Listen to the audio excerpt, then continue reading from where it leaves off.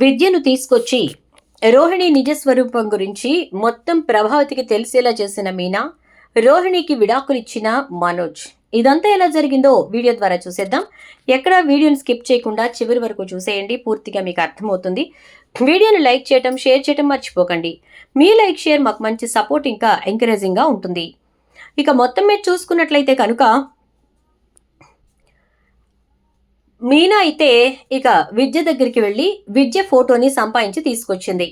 ఎందుకంటే ఆ ముసలి వాళ్ళిద్దరూ ఎవరైతే విద్య పోగొట్టుకున్న ఫోన్ వాళ్ళ దగ్గర పెట్టుకున్నారో వాళ్ళు ఇప్పుడు బాలు చేతికి ఆ ఫోన్ అప్పగించారు. ఇక ఆ ఫోన్ ఒక ఆడపిల్ల పారేసుకుంది అని చెప్పారు. సో ఇక రోహిణి మీద వచ్చినటువంటి డౌట్ని విద్య మీదకు మళ్లించుకున్న వాళ్ళు ఇక వాళ్ళిద్దరి ఫోటోలని ఈ పెద్దవాళ్ళకు చూపించాలి అనుకుంటారు. అనుకున్న ప్రకారంగానే ఇక రోహిణి ఫోటో మన దగ్గరుంది, విద్య ఫోటో కావాలి అని చెప్పేసి అనుకోవటంతో ఇక మీనాని పంపించేసరికి మీనా ఇక అప్పుడే విద్య చాలా సంతోషంగా ఉండడం గమనించి, ఏంటి బ్లషీగా ఉన్నావు, చాలా సంతోషంగా ఉన్నావు, కారణం ఏంటి, బుగ్గలు ఎరిపెక్కాయి అంటూ ఏదో మొత్తానికి మాటల్లో పెట్టి ఫోటోలు తీసి విద్యకు చూపించాక ఆ ఫోటోల్ని భద్రంగా తీసుకుని బయటకు వస్తుంది. ఏంటి ఇలా వెళ్ళి అలా తీసుకుని వచ్చేసావా అనేసరికి అప్పటికే విద్య చాలా సంతోషంగా ఉంది, అందుకే ఫోటో తీయటం ఈజీ అయింది అని చెప్తుంది. ఇక ఈ ఫోటోలు రెండు ఆ ముసలి వాళ్ళిద్దరూ ఉన్నారు కదా, చెప్పులు కుట్టేవాళ్ళు, వాళ్ళ మనవడికి పంపించి ఆ ఫోటోలని వాళ్ళకి చూపించమని చెప్తాడు బాలు. దాంతో ఇక ఆ పిల్లాడు వాళ్ళకి చూపించేసరికి ఈఎంఐఏ మా దగ్గరికి వచ్చి చెప్పులు కుట్టించుకుని ఈ ఫోన్ పారేసుకుని వెళ్ళింది అని చెప్పేసరికి ఇక వెంటనే బాలుకి కోపం చాలా చాలా వచ్చేస్తుంది. మీనా అంటుంది, మీరు కొంచెం కంట్రోల్ అవ్వండి, నేను వెళ్తాను విద్య దగ్గరికి, కంగారు పడద్దు ప్లీజ్ అని ఇక మీనా విద్య దగ్గరికి వెళ్తుంది. అలా మీనా విద్య దగ్గరికి వెళ్ళి రోహిణి గురించి ఇంకా బాలు ఫోన్ గురించి అన్నిటి గురించి అడుగుతూ ఉంటుంది. ఏంటి మీనా ఇది కొత్తగా అడుగుతున్నావు, నాకేం అర్థం కావట్లేదు అంటూ ఉండేసరికి ఇక అప్పుడు విద్య అయితే మీనా అయితే ఒకటే చెప్తుంది, చూడు విద్య, నువ్వు నిజం ఒప్పుకుంటే చాలా బాగుంటుంది, లేదనుకో నువ్వే ఇబ్బంది పడాల్సి వస్తుంది అని చెప్పేసరికి ఇక వెంటనే జేంటి నిజం ఒప్పుకోవాలి అని అంటుంది విద్య. చూడు, ఈ ఫోటోలో ఉన్నది నువ్వే కదా, నువ్వు చెప్పులు కుట్టించుకోవటానికి వెళ్ళి నీ దగ్గర ఉన్నటువంటి మా ఆయన గారి ఫోన్ని పారేసుకున్నావు కదా అని అనేసరికి షాక్ అయిపోతుంది విద్య. అది అంటూ ఉంటే, చెప్పు, మా ఆయన ఫోన్ నీ దగ్గరికి ఎలా వచ్చింది చెప్పు, మా ఆయన దగ్గర నుంచి కొట్టేశావా, లేకపోతే మా ఆయన ఎప్పుడైనా మీ ఇంటికి వచ్చి నీతో మాట్లాడి నీతో గొడవాడి ఆయన ఫోన్ మర్చిపోయి వెళ్ళారా అని అంటుంది. చచ్చా మీనా, అలా మాట్లాడతావేంటి అంటే, మరి చెప్పు, నాకు నిజం కావాలి అని అంటుంది. ఈ ఫోన్ నాకు రోహిణి చెరువులో పడేయమని ఇచ్చింది మీనా అని అంటుంది. ఇక ఇదంతా కూడా అనుకున్న ప్లాన్ ప్రకారంగా బాలు బయట కిటికీ దగ్గర నిలబడి చక్కగా వీడియో తీస్తూ ఉంటాడనమాట. రోహిణి అదే విద్యాను మీనా మాట్లాడుకుంటుందంతా. రోహిణి నీకు ఇచ్చిందా పాడేయమని, అసలు రోహిణి ఎందుకు ఈ ఫోన్ తీసుకుంది అంటే, అందులో శివ వీడియో ఉంది కదా అని అంటే, అవును శివ వీడియో ఉంటే అని అంటుంది మీనా. ఆ శివ వీడియోని ఆ గుణాగాడికి ఇవ్వటం కోసం అని చెప్పేసి బాలు ఫోన్ని దొంగలించింది రోహిణి. వాడికి ఇచ్చేసిన తర్వాత ఈ ఫోన్ని జాగ్రత్తగా ఊరి చివరి చెరువులో పారేయమని చెప్పింది. తీరా చూస్తే ఆ రోజు నా కర్మకాలి ఆ ఫోన్ని పారేసుకున్నాను. ఈ ఫోన్ మీకు దొరికిందని ఇందాకే వచ్చి నాకు గట్టి క్లాస్ పీకి వెళ్ళింది. మా ఇద్దరికి గొడవైపోయిందిలే, నేనిక నీ రహస్యాలేవి దాచిపెట్టనని చెప్పాను అనగానే, అంటే మా తమ్ముడి వీడియోని బయట పెట్టింది గుణగాడేనా అంటే, అవును, ఆ గుణానే శివ గురించిన ఆ వీడియోని బయట పెట్టాడు. దానికోసం రోహిణిని ఆ ఫోన్ అడిగాడు, ఆ ఫోన్ తీసుకొచ్చి ఇచ్చింది అని అంటూ ఉంటే, మీ ఇద్దరికి ఎందుకు గొడవ అయింది అంటే, ఏ విషయంగానే ఫోన్ పడేయమంటే పాడేయకుండా నువ్వెక్కడో పారేసుకుని నాకు అబద్ధం చెప్తావా అని వచ్చి గొడవాడింది. నేనేమైనా రహస్యాలు పెట్టినా మీనా, తనకు సంబంధించిన రహస్యాలన్నీ నా దగ్గర దాచిపెట్టుకోవడం తప్ప నేను అసలు తనకి ఒక స్నేహితురాలన్న ఇదే లేదు. ఇంకా నువ్వేనయ్యని తెలుసా, నన్ను ఎంతగానో గౌరవిస్తావు, ఎంతగానో ప్రేమగా చూసుకుంటావు, నాకేదన్నా అవసరం అంటే పరిగెత్తుకొస్తావు, అది స్నేహితురాలన్న మాటే, కానీ దాని అవసరానికి నన్ను వాడుకోవడమే తప్ప ఏ రోజు నా కోసం తనేమీ చేసింది లేదు మీనా. చాలా బాధగా ఉంది. ఇలాంటి అమ్మాయిని నేను స్నేహితురాలుగా ఎంచుకున్నాను ఏంటా అని చెప్పి అంటూ ఉంటే, మంచివాళ్ళైనా చెడ్డవాళ్ళైనా స్నేహితులే విద్య, అలా అనుకోకూడదు అని చెప్పని అంటుంది. చూసావా నువ్వెలా మాట్లాడుతావో, కానీ రోహిణి అలా మాట్లాడదు. ఎంతసేపు మిమ్మల్ని ఇద్దరిని ఇబ్బంది పెట్టాలని, మిమ్మల్ని ఇద్దరిని చంపేయాలని కూడా ఆలోచిస్తూ ఉంటుంది. అలాంటి క్రూరమైన మనస్తత్వం తంది. ఛ అని అంటూ ఉంటే, ఎందుకు నీకు అంత విరక్తి వచ్చింది అంటే, ఒకటా రెండా మీనా, అబద్ధాల మీద అబద్ధాలు చెప్తూనే ఉంటుంది. తనకు అసలు మలేషియాలో ఎవరూ లేరు. అలాంటి తను మలేషియాలో ఎవరూ లేకపోయినా ఏదో తనకి అందరూ మలేషియాలో ఉన్నట్టుగా, మలేషియాలో వాళ్ళ నాన్న ఉన్నట్టుగా అన్ని బిల్డప్ ఇచ్చుకుంటూ ఇంత ఆస్తి అంత ఆస్తి అని చెప్పి చెప్పుకుంటూ వచ్చింది. తీరా ఇప్పుడు అక్కడికి వెళదామని మీరు అనేసరికి వాళ్ళ నాన్న చచ్చిపోయాడని చెప్పి నాటకం మొదలుపెట్టింది అని అంటే, అదే నాకు అర్థం కాలేదు. ఆల్ ఆఫ్ ద సడన్ మేం బయలుదేరుతాం అన్నప్పుడే వాళ్ళ నాన్న చనిపోవడం ఏంటి? ఈ మాణిక్యం బూడిద తీసుకుని వచ్చాడేంటి అర్థం కాలేదంటే, మాణిక్యం, ఆ మాణిక్యాన్ని పరిచయం చేసిందే నేను. మాణిక్యం ఎవరనుకుంటున్నావు? ఇక్కడ మన మార్కెట్లో మటన్ కొడతాడు కదా అనగానే, ఆ వాడి గెటప్ చూసినప్పుడే నాకు డౌట్ వచ్చింది. కానీ ఆ మాణిక్యంని ఎక్కడ చూశానో గుర్తుకు రాలేదు నాకు ఇప్పటి వరకు. ఆ మటన్ కొట్టు మాణిక్యమా అని అంటుంది. అవును మీనా, ఆ మటన్ కొట్టు మాణిక్యమే అని చెప్తుంది విద్య. దాంతో ఇక మీనాకి విషయం అర్థమైపోతుంది. మరింతకీ రోహిణికి ఎవరున్నారు అని అడుగుతుంది. ఎవరున్నారు అంటే, సరే ఇంత బయట పెట్టిన తర్వాత ఇంకా దాయటానికి ఏముందిలే. రోహిణికి ఒక కొడుకున్నాడు, ఒక తల్లుంది అనగానే, కొడుకా? కొడుకేంటి విద్య అని అడుగుతుంది మీనా. అవును, రోహిణికి ఒక కొడుకున్నాడు, ఒక తల్లి కూడా ఉంది. ఆ తల్లి దగ్గరే తన కొడుకును పెట్టి తను మనోజ్ని పెళ్లి చేసుకొని ఇక్కడ ఉంటోంది అనేసరికి ఒక్కసారిగా షాక్ అయిపోతుంది మీనా. అయితే ఏంటి, కొడుకుని తల్లి దగ్గర పెట్టిందా? మనోజ్ని రెండో పెళ్లి చేసుకుందా అని అంటూ ఉంటే, అదే కదా చెప్తున్నాను నేను అంటుంది ఇక విద్య. అయితే ఓ మై గాడ్, ఇంత జరుగుతోందా? అసలు అసలు ఏంటిదంతా, నాకేం అర్థం కావట్లేదు అని మీనా అనేసరికి, నేను కూడా ఇలాగే ఇన్ని రకాలుగా దాచి దాచి విసుగొచ్చేసి ఇందాకే దాంతో గట్టిగా గొడవ పెట్టుకున్నాను. ఇంకొకసారి నా దగ్గరికి రాకు, నా ఇంటికి రాకు, అసలు నా ఇంటికి ఎవరు రావాలి ఎవరు రాకూడదు అనే దానికి నిర్ణయించడానికి నువ్వెవరివి అని చెప్పి, దాంతో ఇక రోహిణి వెళ్ళిపోయింది అని చెప్పని అంటూ ఉంటే, మరి ఈ విషయాలన్నీ నువ్వు మా అత్తగారి దగ్గర చెప్తావా అని అంటుంది మీనా. ఎందుకు మీనా, అయిపోయింది ఏదో అయిపోయింది కదా అంటే, కాదు, తన ఆలోచనలన్నీ చాలా వేరుగా ఉన్నాయి.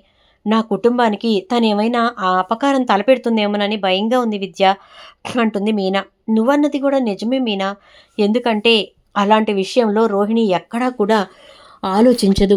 ఒకవేళ అవసరమైతే ఖచ్చితంగా మీ అందరినీ చంపేసినా చంపేస్తుంది. తనకి మనోజ్ అక్కడ ఉంటే చాలు, మనోజ్ సంతోషంగా ఉంటే చాలు, తనకి ఎవరు అడ్డొస్తారో వాళ్ళని చంపేయటానికి ఏమాత్రం వెనకాడదు. అటునుంచి మీ అత్తగారు, ఇటునుంచి నువ్వు బాలు, మీ ముగ్గురే కదా తనకు అడ్డంగా ఉంది. మీ ముగ్గురికి ఏదైనా పెట్టి చంపేసినా చంపేస్తుంది అనగానే, అందుకే విద్య నేను నిన్నింతలా అడుగుతున్నాను, దయచేసి మా ఇంటికి వచ్చి ఈ విషయాలన్నీ మా అత్తగారికి చెప్పు అంటే, చూస్తాను, ప్రయత్నిస్తాను, కానీ నువ్వన్నట్టుగా స్నేహితురాలు మంచిది కాదని ద్రోహం చేయకూడదు కదా అంటుంది.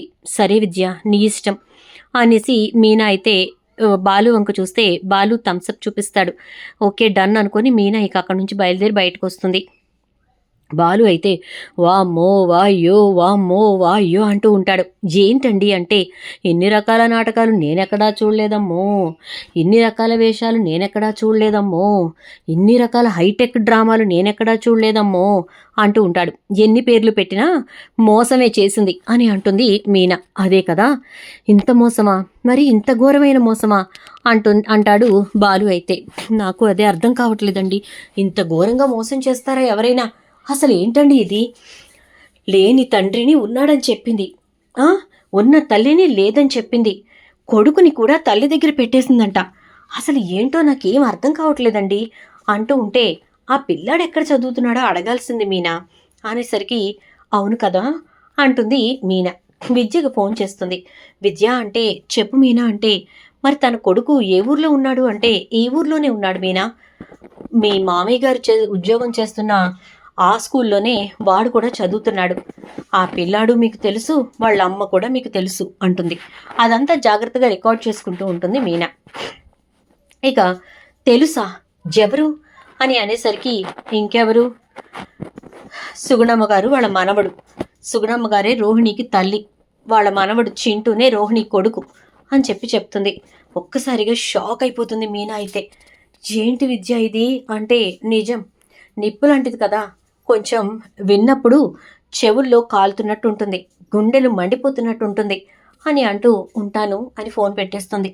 రేపు మార్నింగ్ బాలు వస్తాడు, అదే ఆయన వస్తారు, ఆయనతో పాటు ఇంటికి రా అని చెప్తుంది. అలాగే అని చెప్పి ఫోన్ పెట్టేస్తుంది విద్య. అయితే అయిపోయిన తర్వాత ఇక వెంటనే ఇక బాలు ఏ మాత్రం ఆలస్యం చేయకూడదు అని చెప్పేసి ఇంటికి వస్తాడు. వచ్చిన తర్వాత రోహిణి అయితే అప్పుడు ఇంటికి వచ్చి కూర్చొని, మీనా కొంచెం కాఫీ ఇవ్వా అని అంటుంది. పాలు విరిగిపోయాయి అంటుంది. అయ్యో అదేంటి, ఫ్రిడ్జ్లో ఇంకో ప్యాకెట్ లేదా అని అంటుంది. లేదు అని చెప్తుంది. అదేంటే ఇందాకేగా కాఫీ పెట్టావు, మరి పాలు విరిగిపోయాయి అంటావేంటి అని అంటే, ఇందాక పెట్టడానికి ఉన్నాయి, ఇప్పుడు లేవు అని అంటుంది. అనేసరికి అవునా అంటూ ఫ్రిడ్జ్ తీసి చూసి, 2 ప్యాకెట్లు ఇక్కడే ఉన్నాయి కదే, పాలు లేవంటావేంటి అంటుంది ప్రభావతి. అత్తయ్య మీకంత ఇదిగా ఉంటే వెళ్ళి పాలు కాచి మీ కోడలు గారికి కాఫీ ఇచ్చుకోండి, నేనివ్వను అని అంటుంది. ఏమొచ్చింది, మొన్నటి వరకు మనోజ్ గారికి ఏమీ చేయనన్నావు, ఇప్పుడు రోహిణికి చేయనంటావేంటి అని అంటే, ఎందుకు చేయాలి, వాళ్ళు కూడా నాకులాగా కోడళ్ళుగా ఇంట్లో అడుగుపెట్టిన వాళ్లే కదా, వాళ్ళేమి మీ కూతుళ్ళు కాదు కదా నేను చేసి పెట్టడానికి అని అంటే, మీనా నేనేం చేశాను అనగానే, సారీ శృతి ఏదో ఫ్లోలో వచ్చేసింది అని అంటుంది. ఇక రోహిణి అయితే సరేలే, ఒక కాఫీ కోసం ఎన్నెన్ని మాటలు పడాల్సిన అవసరం లేదు, నేనే వెళ్ళి పెట్టుకుంటాను అని చెప్పి కాఫీ పెట్టుకుని తెచ్చుకుంటుంది. కూర్చుని తాగుతూ ఉంటుంది. ఎలా సహిస్తుందో ఏంటో, చిచి కొన్ని జన్మలింతే అని తిట్టుకుంటూ ఇల్లు ఉడుస్తూ, లెగు కాళతి అని అరుస్తూ ఉంటుంది. ఏంటి మీనా ఊరుకుంటుంటే మరీ రెచ్చిపోతున్నావు, ఎందుకలా అరుస్తున్నావు అంటుంది రోహిణి. అనేసరికి, నువ్వెందుకు అరుస్తున్నావు, నీకేం అవసరం ఉందని అరుస్తున్నావు, ఎందుకు అరిచేంత నోరు పెద్ద చేసుకుంటున్నావు అని అంటుంది. దాంతో ఇక రోహిణికి ఏదో జరిగిందని ఆలోచన వస్తుంది. అది కాదు మీనా, ఎందుకంత విసుక్కుంటున్నావు అంటే, నువ్వేంటే అంత నోరేసుకుని పడిపోతున్నావు దాని మీద అని అంటూ ప్రభావతి అనేసరికి, నేను నోరేసుకుని పడుతున్నాను అంతే, మీకు తెలియాల్సింది తెలిస్తే చెయ్యేసుకుని పడిపోతారు మీరు అని అనగానే ఒక్కసారిగా ప్రభావతి, ఏం తెలియాలి నాకు అంటుంది. మీనా మీనా మీనా ఆగు మీనా అంటాడు. ఏంటండి ఆగేది, నాకు ఆగడానికి అస్సలు మనసు అంగీకరించట్లేదు, నాకు ఇక నా వల్ల కాదు, నాకు సహనం కోల్పోయాను, అసలు ఎన్ని రకాల టార్చర్స్, ఎన్ని రకాల బాధలు, ఎన్ని రకాల మాటలు, అబ్బబ్బబ్బబ్బబ్బా, అసలు నేల మీద నడిచారా, నేల మీద నుంచున్నారా, అంతా ఆకాశంలోనే, అంతా బంగ్లాల్లోనే, అంతా బంగారంలోనే అని చెప్పని అంటుంది. ఏమొచ్చిందిరా దీనికి, పిచ్చాసుపత్రికి తీసుకెళ్ళి చూపించుకురాపోయావా అని అనేసరికి, అమ్మా మాతాశ్రీ, నీకు కొన్ని తెలిసిన తర్వాత నిన్ను కూడా తీసుకెళ్లి పిచ్చాసుపత్రిలో జాయిన్ చేయాల్సి ఉంటుందేమో అంటే, చిచి నోర్మి, నన్నెందుకు జాయిన్ చేస్తావు అంటుంది ప్రభావతి. ఎందుకా, తెలిసిన విషయాలు అలాంటివి, నీకు తెలియబోయే విషయాలు అలాంటివి, అవి తెలిసిన తర్వాత నువ్వు పడేటటువంటి మనోవేదన అలాంటిది అంటూ ఉంటాడు. ఏం జరిగింది, ఎందుకు ఇంత బిల్డప్ ఇస్తున్నారు మొగుడు పెళ్ళాలిద్దరు అంటుంది రోహిణి. అయితే ఓహో మాది బిల్డప్పా, మరి మీదేంటి స్టాండప్పా స్టుడ్డప్పా చెప్పండి అంటూ ఉంటాడు బాలు. అయితే ఇకప్పుడు అత్తయ్య వీళ్ళకేదో అయినట్టుంది, నేను పైకి వెళ్తున్నానంటే, పైకా ఎక్కడికమ్మా, ఈ రోజు నుంచి తమరు మీరు మీ ఆయన గారు ఇద్దరు హాల్లోనే పడుకోవాలి, ఆ రూము మాది, ఇక మేము తీసుకుంటాం అని అంటే, ఎందుకలా, మా ఆయనకి ఆ రూమ్ ఇచ్చేశారు, ఇంకా మళ్ళీ మా రూమ్ అంటూ మీరు వెళ్ళడానికి వీల్లేదు అంటుంది. ఇక అలా అనేసరికి, ఆ రూల్ పాస్ చేయడానికి నువ్వెవరు అంటుంది మీనా. నేను ఇంటి పెద్ద కోడల్ని, ఏంటత్తయ్య ఇది అంటూ ఉంటే, ఆగవే అంటూ, ఏమైంది మీనా ఎందుకలా మాట్లాడుతున్నావు అంటే, ఏమండి ఇప్పటికన్నా బయటికి తీస్తారా అని చెప్పానంటే, అలాగేనండి పెళ్ళాం గారు, మీరు చెప్పిన తర్వాత మేము ఇక లేట్ చెయ్యం అంటే, ఏంట్రా పెళ్ళాం కొంగు పట్టుకు తిరగడం ఎప్పటి నుంచి మొదలు పెట్టావు, అయినా నువ్వు మొదటి నుంచి అదే బాపతలే అని చెప్పని అంటే, సరే అయితే అందరూ ఎదురు చూస్తున్న ఒక చిత్ర విచిత్రమైన, ఒక భయంకరమైన, ఒక భయానకమైన, అందరినీ దిగ్భ్రాంతికి గురి చేసేటటువంటి ఒక నిజాన్ని మనం ఇప్పుడు చూడబోతున్నాం అంటూ ఇక బాలు అయితే పెద్ద బిల్డప్ ఇచ్చి, ఇక అమ్మా డబ్బుడమ్మా అని చెప్పని అంటే, ఏం బాలు అంటుంది. వెళ్ళి దయచేసి ఆ పెట్టె తీసుకొస్తావా, అందులో అయితే చక్కగా శ్రవణానందం, దృశ్యానందం ఇక ప్రభావతి అయితే ఏదో జరిగింది, ఏంటే మీనా ఏం జరిగింది అని చెప్పని అంటూ ఉంటే ఇక అప్పుడు బాలు ఏం జరిగిందో చూపిస్తాను ఆగమ్మా అని, అమ్మా డబ్బుడమ్మా లప్పు టప్పు అని చెప్పానంటే తెస్తున్నా బాలు అంటూ గబగబా తీసుకొచ్చి అక్కడ పెడుతుంది. దాంతో ఇక ఈ ఫోన్లో ఉన్న చిత్రాన్ని మీరు కూడా వీక్షించండి అంటూ ఇక మొత్తానికైతే బాలు ఇక తన ఫోన్లో ఉన్నటువంటి వీడియో మొత్తాన్ని ప్లే చేస్తాడు. దాంతో ఇక ఒక్కసారిగా అందరూ షాక్ అవుతారు. రోహిణి అయితే ఇదేంటిది, విద్య మొత్తం చెప్పేసింది, అసలు విద్య ఎందుకు ఇలా చేసింది అని చెప్పి ఆలోచించడం మొదలు పెడుతుంది. ఇక తనకి విద్యకి జరిగిన గొడవ గురించి గుర్తు తెచ్చుకుని, మీనా వాళ్ళకి చక్కగా అస్త్రం అందించేసావు కదే విద్య, ఇన్నాళ్ళు నిన్ను నమ్మినందుకు నా జీవితాన్ని నట్టేట ముంచేసావు కదే అని చెప్పని అనుకుంటూ ఉంటుంది ఇక రోహిణి అయితే. ఇక అలా అనుకుంటున్నటువంటి రోహిణికి ఏం చేయాలా ఏం మాట్లాడాలని అర్థం కాక అలా నుంచుని చూస్తూ ఉంటే ఇక ప్రభావతి వెంటనే ఒక మాట అంటుంది. ఏంటి రోహిణి ఏంటిదంతా అని చెప్పని అనేసరికి, అంటే అది కాదత్తయ్య అంటూ ఏదో చెప్పబోతూ ఉంటే, సుగుణమ్మ మీ అమ్మ, వాడు నీ కొడుకా అని చెప్పేసేసి ఇక ప్రభావతి మాట్లాడుతూ ఉంటుంది. అలా మాట్లాడుతున్నటువంటి ప్రభావతి మాటలతో ఆ మాటలు విన్నటువంటి ఇక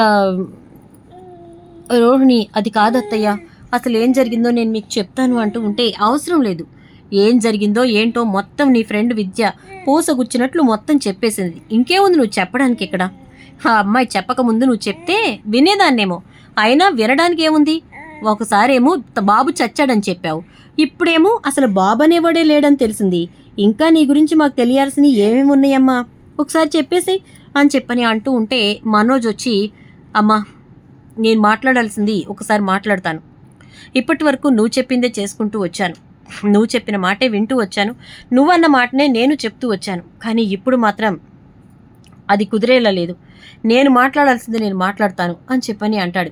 ఏంటో మాట్లాడు అంటే, సో మేడం రోహిణి గారు, మీకు ఒక 7 ఏళ్ల కొడుకున్నాడు, ఒక ముసలి తల్లి ఉంది, అంతే కదా అని అంటే, అవును మనోజ్ అంటుంది. మలేషియా అంటే నీకు తెలీదు, మలేషియాలో మీ నాన్న ఉన్నాడనేది అబద్ధం, అండ్ అలాగే మా ఇంటికి నీకు మేనమామగా వచ్చినవాడు మేకమామ అని బాలు అనేది నిజం, అంతే కదా అని అంటే, అది మనోజ్ అంటే అంటూ ఉంటుంది. అంతేనా కాదా అంటే, అవును మనోజ్ అంతే అని చెప్తుంది.